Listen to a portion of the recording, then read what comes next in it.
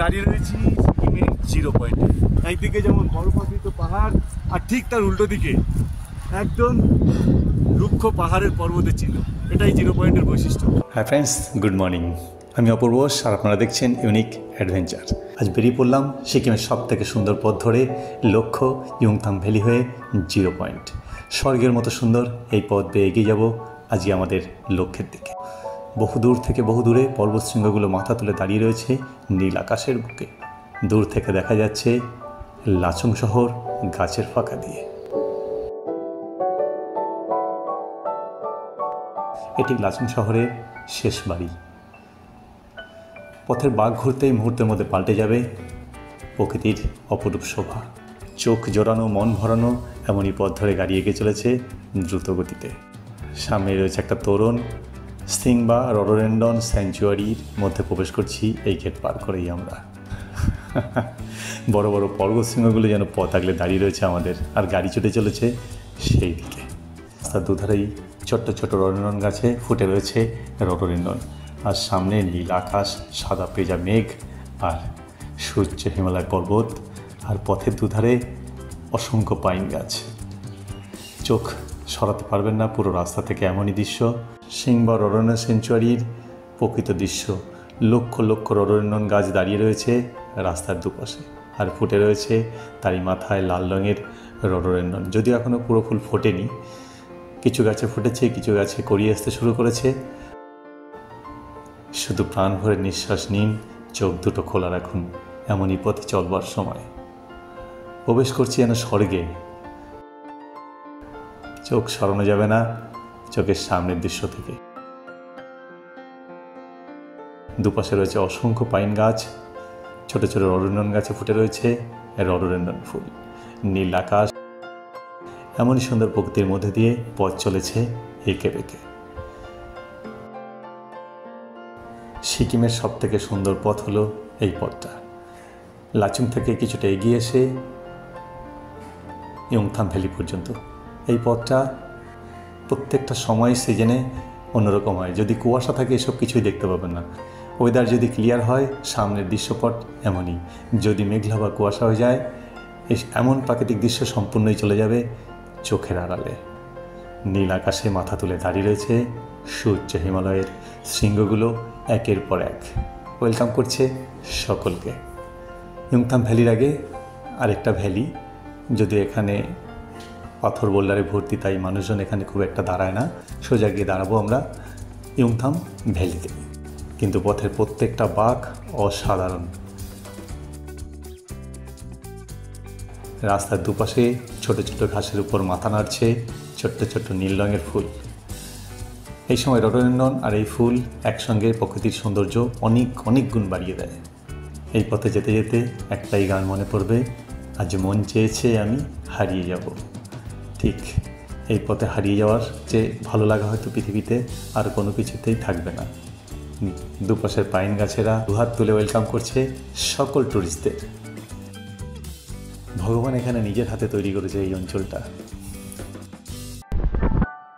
পৌঁছে গেলাম ইয়ুংথাং ভ্যালি। ইয়ুংথাং ভ্যালির এই অঞ্চলটা কার পার্কিং এরিয়া। সামনে রয়েছে প্রচুর দোকান, যেখানে চা কফি থেকে শুরু করে বিভিন্ন ফুড জুস রয়েছে। সামনে হোমস্টে। ইয়ুংথাং ভ্যালি হোমস্টে এখন তৈরি হয়েছে একটাই মাত্র, আর এখান থেকে সামনে এগোলেই সামনেই রয়েছে ইয়ুংথাং ভ্যালি। বিস্তীর্ণ অঞ্চল জুড়ে ছড়িয়ে রয়েছে ইয়ুংথাং ভ্যালি, আর চারিদিকে সূর্য হিমালয় পর্বতমালা ঘিরে রেখেছে এই ভ্যালিকে। যেদিকেই ঘুরব সূর্য হিমালয় মাথা তুলে দাঁড়িয়ে রয়েছে এই ভ্যালির চারিদিকে, আর নিচে বয়ে যাচ্ছে লাচুং রিভার। অসাধারণ সুন্দর একটা খরস্রোতা নদী বয়ে চলেছে ইয়ুংথাং ভ্যালির নিচ দিয়ে। দীর্ঘ সময়ের পাশে বসে থাকবেন, সময় কেটে যাবে কিভাবে বুঝতেই পারবেন না। ভারী লাচুং রিভার বয়ে আসছে ওপর থেকে নিচের দিকে। মাঝে রয়েছে বোল্ডার, দুদিক থেকে ভাগ হয়ে গিয়ে আবার মিলে যাচ্ছে কোথাও। অনেকটা সময় কাটাচ্ছি আমরা।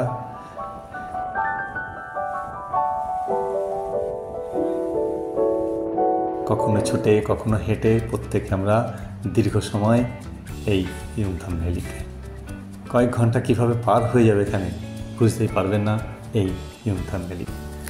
একসঙ্গে বাবা ছেলে কিছুটা ছুটে নেওয়া।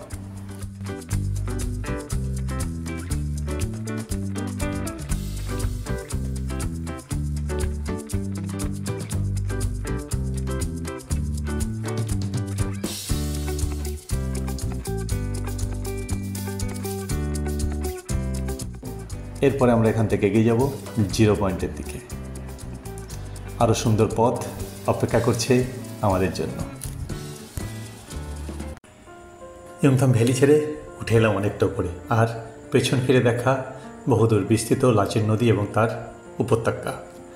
ন্যাচারালি আমরা পথে চলার সময় আমরা সামনের দিকটা বেশি দেখি, কিন্তু এখানে আমি একটু পিছন ফিরে দেখলাম প্রকৃতির কি অনন্য রূপ। যত দূর চোখ যায় শুধু সূর্য, হিমালয় পর্বতমালা ঢেকে রয়েছে বরফের, নীল আকাশের নিচে কি নৈসর্গিক দৃশ্য। এমনই জিলিপির মতো পেঁচালো রাস্তা বেয়ে উঠে এলাম পাহাড়ের গা বেয়ে ওপর দিকে। পথের প্রতিটা মুহূর্ত, প্রতিটা বাঁক অসাধারণ।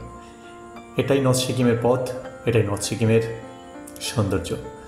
একবার কেন বারবার আসা যায় এখানে, যতবার আসা যাবে কোনোবারই মনে হবে না এটা পুরনো হয়েছে।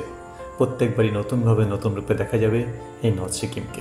একদিকে রয়েছে পাহাড়, তার মাথায় রয়েছে রাশি রাশি বরফ, নীল আকাশের বুকে উজ্জ্বল সূর্য, চারিদিকে ছড়িয়ে দিয়েছে আলোক রশ্মি।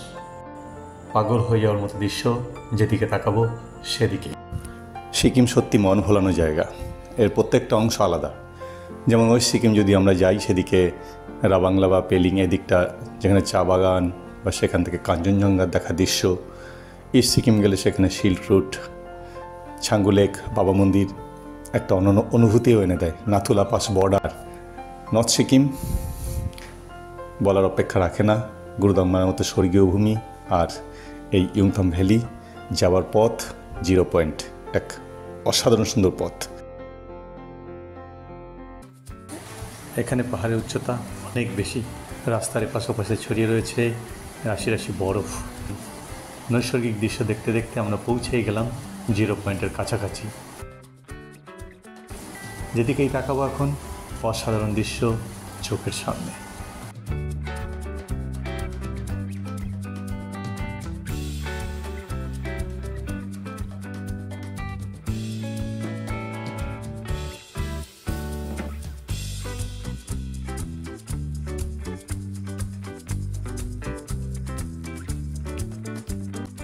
প্রাকৃতিক দৃশ্য দু চোখে রেখে আমরা পৌঁছে গেলাম জিরো পয়েন্ট। রাস্তার পাশ থেকে সারি সারি বসেছে দোকান। এখানে ম্যাগি এবং এদের কাছে পাওয়া যাবে কফি, ম্যাগি, চা আর চানা। তার সঙ্গে পাওয়া যাবে বরফের উপর হাঁটার জন্য বুট ভাড়া।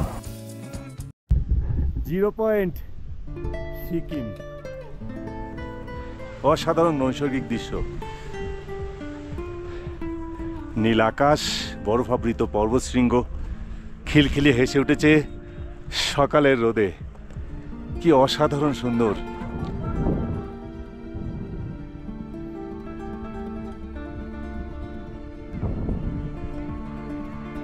আর এদিকের পাহাড়, একটুও বরফ নেই।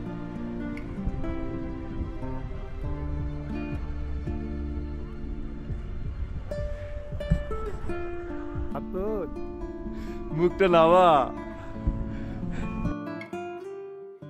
আমি এখন দাঁড়িয়ে রয়েছি জিরো পয়েন্টে। দারুণ সুন্দর জায়গা, অসম ওয়েদার, চারিদিকে ঝকঝক করছে।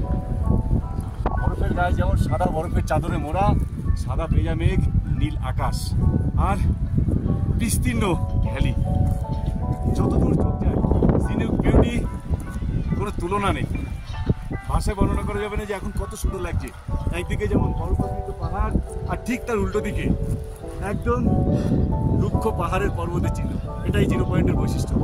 একদিকে থাকে বরফ, আরেকদিকে একদম বরফবিহীন সম্পূর্ণ ন্যাড়া পাহাড়। আর উপরের দিকে তাকালেই শুধু সিনিক বিউটি, অনলি সিনিক। একদম পারফেক্ট। তাই আমরা এসেছি। আমাদের ছোটরা মেতে উঠেছে বরফ নিয়ে খেলায়, ছুড়ে দিচ্ছে একে অপরের দিকে বরফের গোলা।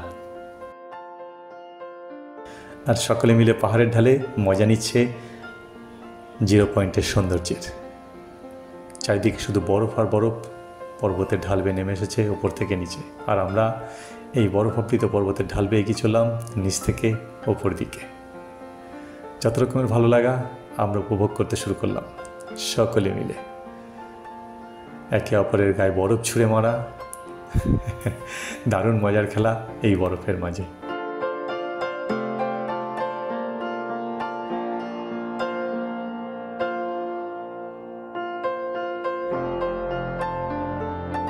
যে যেমন পারছে যার দিকে খুশি লক্ষ্য রেখে ছুঁড়ে মারছে বরফের গোলা। রিয়া বরফ ছুড়ল আকাশের দিকে, ঝুরঝুর করে ঝরে পড়তে শুরু করলো চারিদিকে।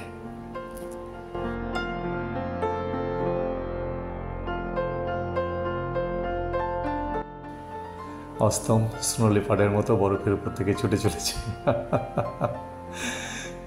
সবাই আমরা এখানে বাচ্চা হয়ে গেছি আজ।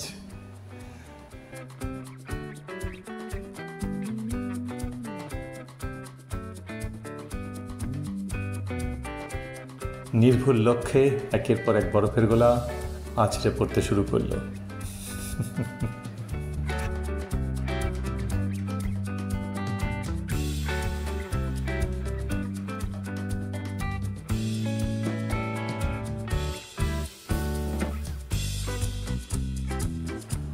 ক্যামেরাম্যানই বা বাদ যাবে কেন?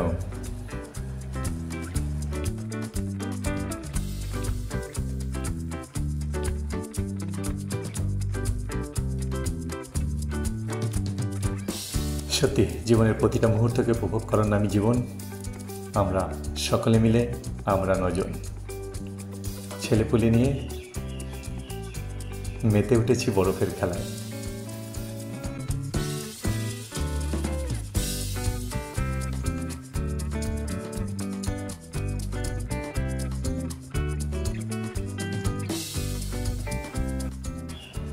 মধ্যাকর্ষণ শক্তির টানে নেমেলাম বরফের বিছানায়। আহ, কি শান্তি! বরফের বিছানায় কিছুটা আরাম করে নিলাম।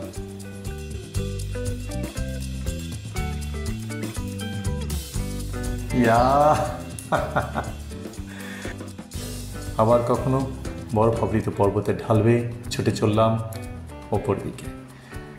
আনন্দের মাঝখানে কিছুটা শারীরিক সক্ষমতার পরিমাপ করে নিলাম আমরা। মনের আনন্দে ছুটে চলেছি ওপর থেকে আরও ওপর দিকে।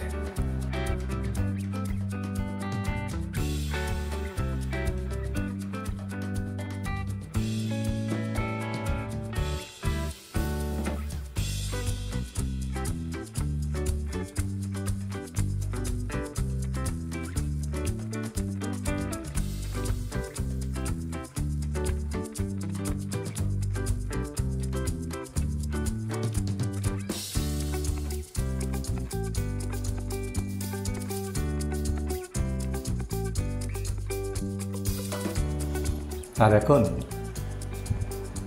পর্বতের ঢাল বেয়ে বরফের উপর থেকে স্লিপ করে নেমে আসছি একে একে সকলে। লুটে পুটে নিচ্ছি আনন্দের প্রতিটি কণা, প্রতিটি অংশ এই 0 পয়েন্টে।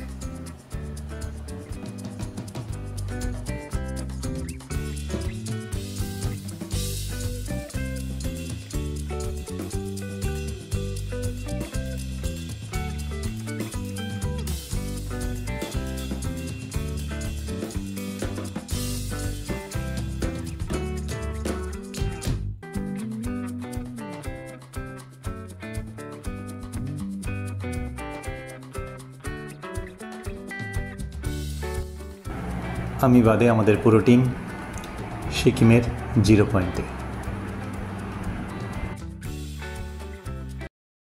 জন্মেছি ভারতে, বলবই ভারতে। আমার এই ভারতবর্ষকে আমি ভালোবাসি। প্রতিটা মানুষ, প্রতিটা ভারতবর্ষে আমার। আর যে সমস্ত সেনাবাহিনী এই দুর্গম এলাকায় আমার ভারতবর্ষকে প্রোটেক্ট করে, তাদেরকে প্রণাম। মেরা ভারত महान है, বন্দে मातरम। 0 পয়েন্ট পিছনে ফেলে আমরা ফিরতে শুরু করলাম লাচুংয়ের দিকে, মাঝে পাবো ইয়ংথম ভ্যালি। আজ লাচুং থেকে আজই আমরা ফিরে যাব গ্যাংটক এবং আগামীকাল সেখান থেকে ইস্ট সিকিম, যেদিকে আছে চাঙ্গু লেক, নাথুলা পাস, আরও অনেক কিছু।